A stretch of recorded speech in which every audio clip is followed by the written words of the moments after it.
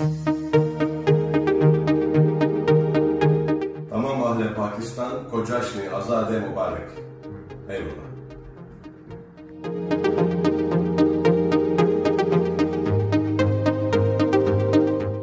ترک اداکار انجن التان دوزیاتان کے پاکستان آنے کا اعلان ہو گیا ہے. یہ اعلان ترکی میں واقع پاکستانی سفارت خانے نے کیا ہے.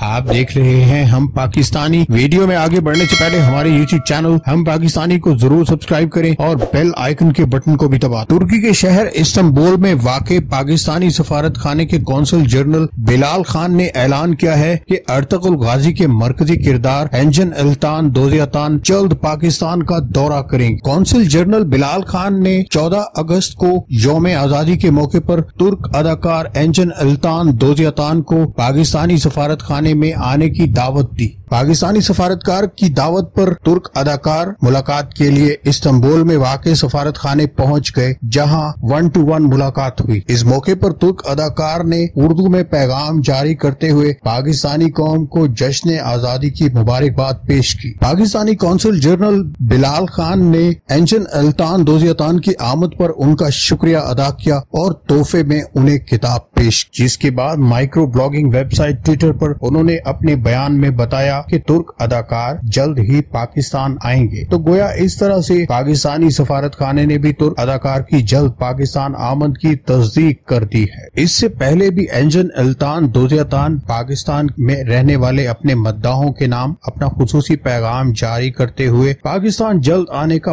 وعدہ کر چکے ہیں. ارطغرل غازی میں مرکزی کردار ادا کرنے والے انجن التان دوزیاتان کو پاکستان میں خاص مقبولیت حاصل ہے. پاکستان میں ان کے چاہنے والوں کی تعداد لاکھوں نہیں بلکہ کروڑوں میں ہے. ارطغرل غازی یعنی انجن التان دوزیاتان بھی پاکستان سے اپنی والہانہ محبت کا اظہار کئی بار کر چکے ہیں. اپنے ایک انٹرویو میں انہوں نے بتایا کہ وہ ایک ایسی فلم میں کام کر چکے ہیں جس میں پاکستانی پائلٹ خصوصی طور پر شرکت کے لیے آئے تھے.